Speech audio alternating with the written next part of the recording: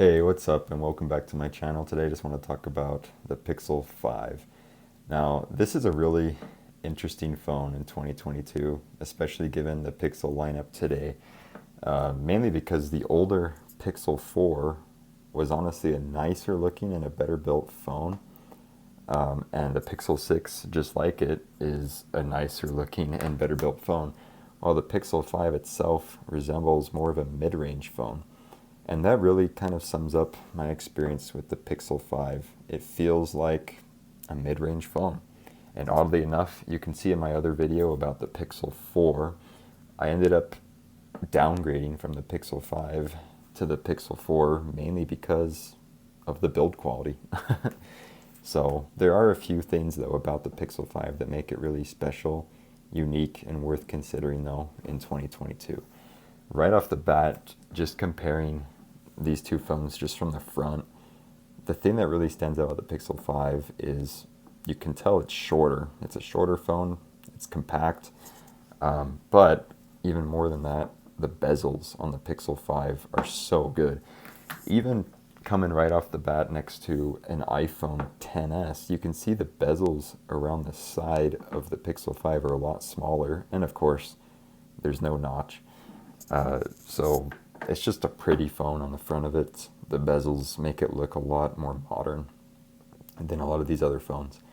So yeah, it's a mid-range phone from the back of it, from the way it feels in your hand, but on the front of it, it's a super nice phone. The screen gets bright. The screen also is 90 hertz.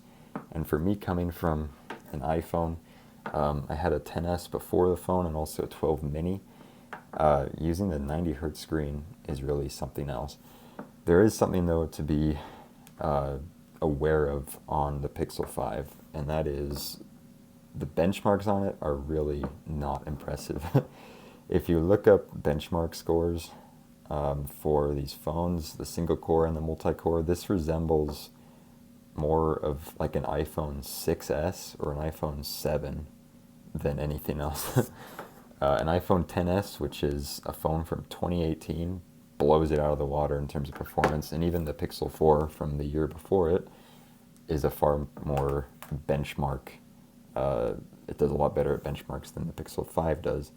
However, I don't game on my phone. I don't even do much on the phone outside of just basic stuff like calls and camera and just communicating. So I never had an issue with performance, and I think just having the guarantee from Google of this phone getting up through Android 14, I think that in and of itself is a reason to pick up this phone, as long as you're not trying to game with it or do too much with it. Also, another thing about this phone is it has 8 gigabytes of RAM. The Pixel 4 only has 6 gigabytes of RAM, so that should help with multitasking and getting around on the phone looking forward. Another thing I wanted to talk about with this phone is just the camera. Of course, we all know that Pixel phones have great cameras. It has a fantastic night mode. It has a fantastic portrait mode. And even though I'm not a photographer, I was really impressed by this camera experience. So honestly, I think this is a fantastic phone to pick up as long as you can get over the fact that it's a mid-range phone at heart. You're going to put it in your hand, and if you're used to owning an iPhone or even an older Pixel phone like a 2, 3, or 4, you're going to put this in your hand and it's going to feel disappointing. So I'd recommend getting a nice premium case for it or something, just so you can kind of forget the fact that it feels like a plastic phone, and it is a plastic phone. It is. And I think a lot of reviewers talk about how it's aluminum below it. Who knows? Like, sure, even if it has aluminum under it, this is all plastic to me, and it feels and looks like plastic. So, just one last thing of note about this phone that really surprised me and was really impressive is the battery life. I've just had it sitting around because I switched back to the iPhone full time. But when I had this phone, I would finish the day sometimes with 50%, 60%. I'm a pretty light user, and I would just use it for 3 hours screen on time or so, but having a phone that I could literally use for 2 days if I wanted to really is incredible. And I can't say that about this XS or even the Pixel 4. So there's something really special in that in this phone. And I think a lot of that comes out of the fact that it's a big battery in a mid-range chip, and it really flies. So I couldn't recommend this phone more for the price. I think you just need to be okay with the fact that it feels like a mid-range phone. But for what I paid for it, I got it for 230 bucks on eBay. You can't beat that.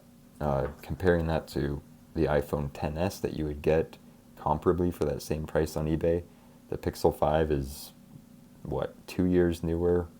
You have the joy that Android 12 is that you can enjoy, and the fact that the battery life is literally going to last at least twice as long on the Pixel 5, plus that 90 hertz screen. You're getting really a lot here for your money. So I'd highly recommend the Pixel 5, just as long as you can get past the fact that it's a mid-range phone at heart. And I couldn't do it, so that's a warning to all of you that maybe you should consider some of the other options here.